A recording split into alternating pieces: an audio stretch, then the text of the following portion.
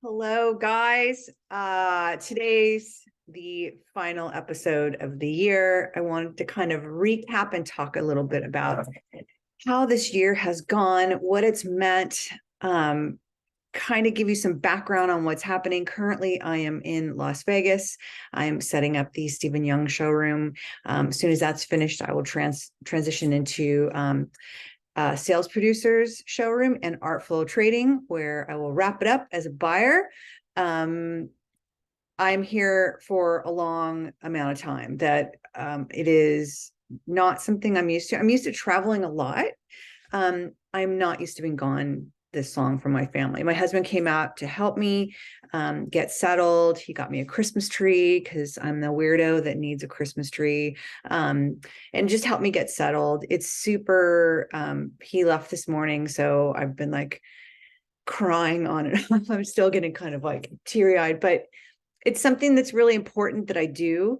Not only for my brand, but it's also part of our, the 2 to 3 year plan that I've mentioned on the podcast, to move out of California, to go and be able to live somewhere like Oregon is what we're looking at. I'll be close to Lisa, who you all know from the podcast. We will be closer to his sister. And it will be, to be quite honest with you, nice to be, not nice. It will be life-changing to be away from California's freeways. The 101 and the 405 are what I spend the most time on. And something about post-COVID and people were already a-holes when they drove on these freeways anyway. And post-COVID, it is like ramped up times 100. I can't even explain to you what it's like. I'm a pretty calm driver, and I try and stay calm just so I don't flip out on someone and flip them off, which is an old Michelle trait. But I've learned that if I act like that, it ruins and wrecks my day forever. And it's like, what is the point? It's not my issues they have as they're ramming me up the ass, trying to get up the freeway. So being here, while it is hard and while it's going to be lonely, and I am going home for the holidays right now. This is December 2nd when I'm recording this. You will hear it on December 28th. It is, I will go home for the holidays. I'll go home for the 20th. I'll be home to, I think I leave back again on the 27th. I will have another about 10 days with Stephen, and then I'll transition to the others. So while it is going to be challenging, I keep having to remind myself, like, you can do hard things. This is for our future, to try and, sock away some money that, we'll be able to put forward to our move or whatever it is. But, yeah. So, but I wanted to come on and talk to you guys. This year was a big year for me. It was also a lot of changes. I don't talk about it as much on the podcast as I do on MC Design Collaboration, but a few of you know I have cut ties with a couple clients, and they're not bad things. And I think that a lot of people, change is inevitable. And I've always put it out there that change is good. Because without change, you stay very safe and you don't grow. And I find that the most growth that I have is when, and I tell you guys this all the time, when you get uncomfortable is when you grow the most. And,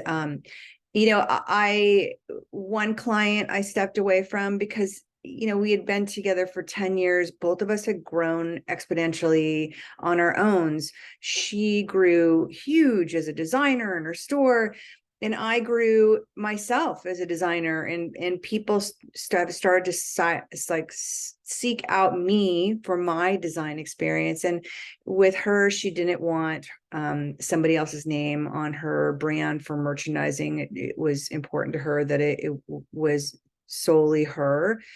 Even if I was doing it, which I understand, I get that, but it was time to say goodbye. I don't think it was a bad thing. I don't think it was taken as a good thing. We still don't talk to this point, and it's super sad because it's somebody I was with for a long time, but everyone, handles everything differently. And for me, I learned a lot from walking away from that. One of them is the most important, is that I'm learning to not be a people pleaser. Like, I will say yes to anything I can. Yes, for myself and for my brand, but to be honest, a lot of it is so I don't disappoint people, so I don't let them down. And this is the thing, guys, in life, you're going to let people down. You can't please everybody all the time. And I'm learning that slowly. And I'm also learning to value myself and what I bring to the table and my strengths and why people hire me. So that was a big one. The other big one was Peking handicraft. And I adore Peking like there is no tomorrow. Again, it's somebody I was with Peking for 18 years. And the majority of it was truly is that after 18 years, they have a core groups that they repeat year after year. Coastal is one, and Lodge Camp is the other. And they've been on the line and just have grown and grown and grown because of their popularity for the last, I'm going to say, at least 12 or 13 years. So 12 or 13 years later, trying to reinvent the displays over and over and over again, because my job as a merchandiser for these shows is to one up what we did last season. We only have shows twice a year. It's really important that each season, when the buyers come back, they're wowed. The product looks different, even though a lot of it's the same, but the product looks different. The space looks different. The space has completely moved and shifted, and the displays, all of it has changed. So it looks much like your stores, like a brand new space. And I'll be honest, goddamn, there's only so many ways you can reinvent Coastal. I mean, there's surfboards, which we did. There's waves, which painted on the windows. There's sails. There's blue and white umbrellas. There's beach. There's a lot of ways to do it. Camp and Lodge is the same thing. Tents, s'mores. I mean, God knows I've driven that s'more thing into the ground. Everybody's done it. It's amazing. But after a while, everyone's seen it. We've done fire pits. We've done canoes. We've done cots. We've done tents and other little structures. But there's a capping point that I'm not doing it a service anymore, because I can't think outside of the display anymore. And as many times as I'll scroll through and try and get new ideas, when bottom line is it all ends up being the same theme, because that's what it is. So with this Stephen Young showroom opening up and the expansion of that, and how much time I'll be away from my family, the idea of doing a twice a year trip to Atlanta for 7 days on top of being away from home, I just felt like it was time to move on. And I'm grateful I'm still going to be working with them at Sales Producers, because Sales Producers reps them. So I will still be able to work with Peking, at least on a smaller capacity. But the big Atlanta show I've stepped down from, and I am really excited to see what they're doing, because even though I'm not doing it, ego aside, like, I really am excited to see how somebody else reimagines it. It's kind of like when I left Anthropologie, I could not reinvent inside the same four walls anymore. I was there, I think, 8 years. And in 8 years, even though there is structure and there is, you have your, inspiration book or whatever you call it, that these are the items that go in the concept. This is what the concept feels like. This is who lives there. I talk about all the time. It's storytelling. You would get this giant packet, and there would be non-negotiables, which are the SKUs that are supposed to be in this, displays that have to be set up so that way each store there's cohesiveness. And then the rest of it is up to you to reinvent and go and source props for and whatnot. And I'll be honest, like, same thing as Peking. I just couldn't think past those anymore. And I'll be honest, like I've said it in the podcast before, and one of my solos is that, I'd been there so long. I was kind of skating. I wasn't really pushing myself anymore.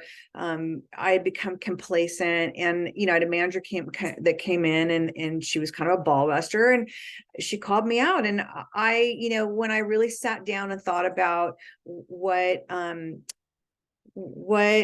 wanted to do, it was really very clear that it was time to move on. So I made the decision to leave. And then that's how I started MC Design Collaboration, where I kind of do the same things I did there, as well as take a lot of what I learned at Fred Siegel and kind of put it out into my retailers' floors.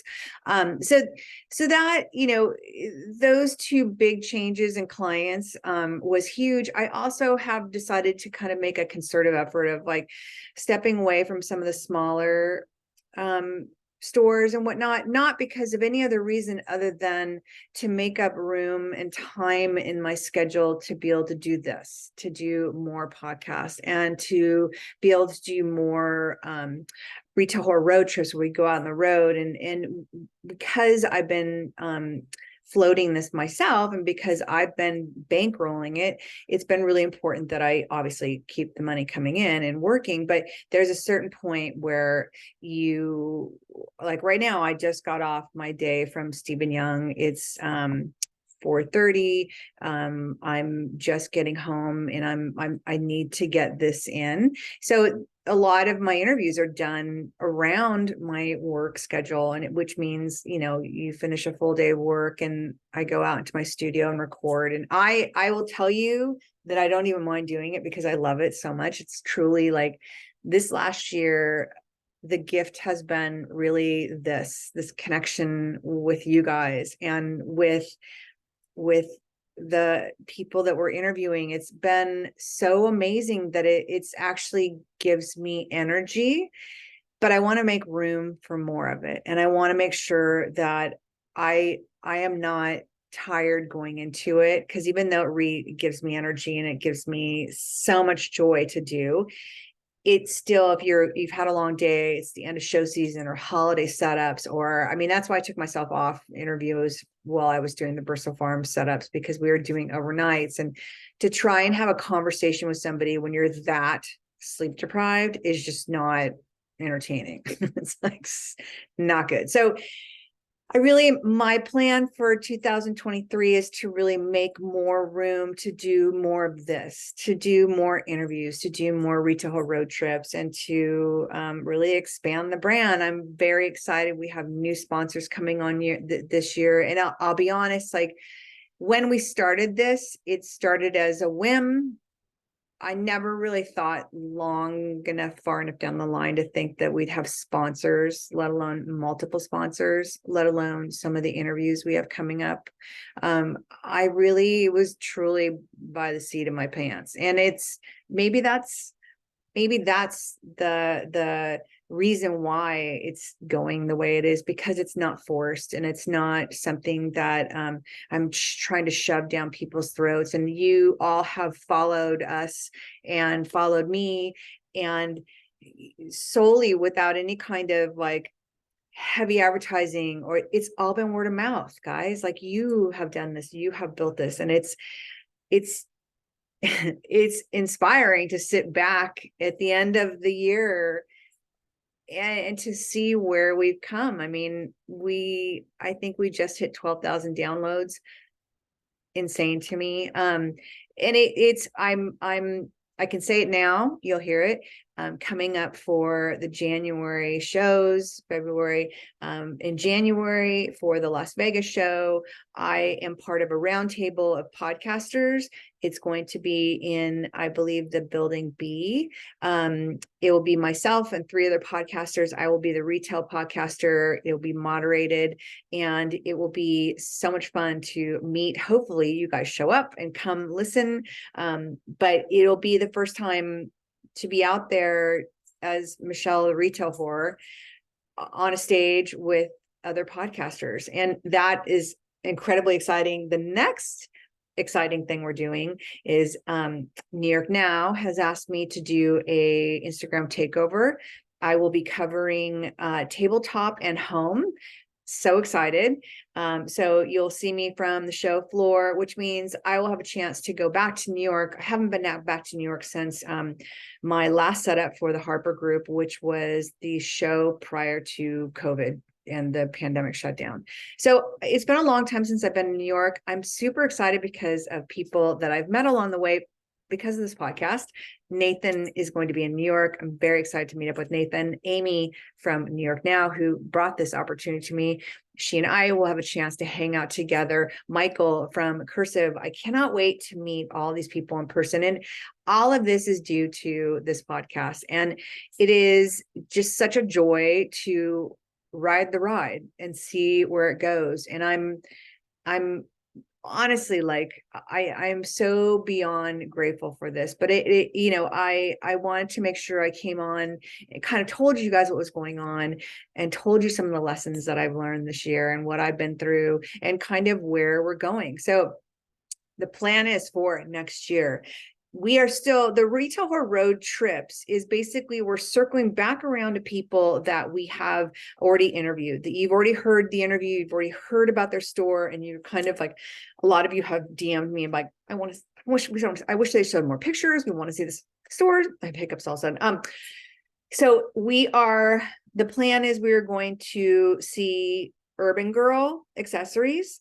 She's in San Diego. Annie, we're going to go out and see her in the spring. So that will be one of the shows, and hopefully we'll be able to hit 2 of her stores. She has 10 locations. So I'd like to be able to go see Urban Pineapple and to go see Urban Girl Accessories. We are going to hopefully do 1 East Coast trip. Last year we did the Midwest, we did Minneapolis, we did Sarah and Jane. This year I'd like to hit either Philadelphia or New York. There's 2 stores in particular. I'm not going to be shy. Occasionette, I'm dying to see in person, and Drew's. And if I can get Drew's on this podcast, I would be so happy. But so far, she has declined. She follows us and she's very supportive, but I think she's more shy and not all about being in front of the counter. But I would love nothing more than to get her on the podcast and to do a Retail Horror Road Trip, because her stores are stunning. And then I think we are going to try and do like a road trip to a region where we've had several interviews. So possibly there is a California desert trip where we combine stores that we've interviewed out in 29 Palms and Palm Springs, or possibly one in Santa Cruz where we did 2 interviews there. And ideally, by the time we go to film these, if they agree, that we will have one more additional location in that same area, that we can hit 3 stores and do 3 Retail Horror Road trips in a combined fashion. So that's really one of the big things, because I really want to see the road trips developed more. It's been so much fun to bring the stores to you. Your reactions have all been so good.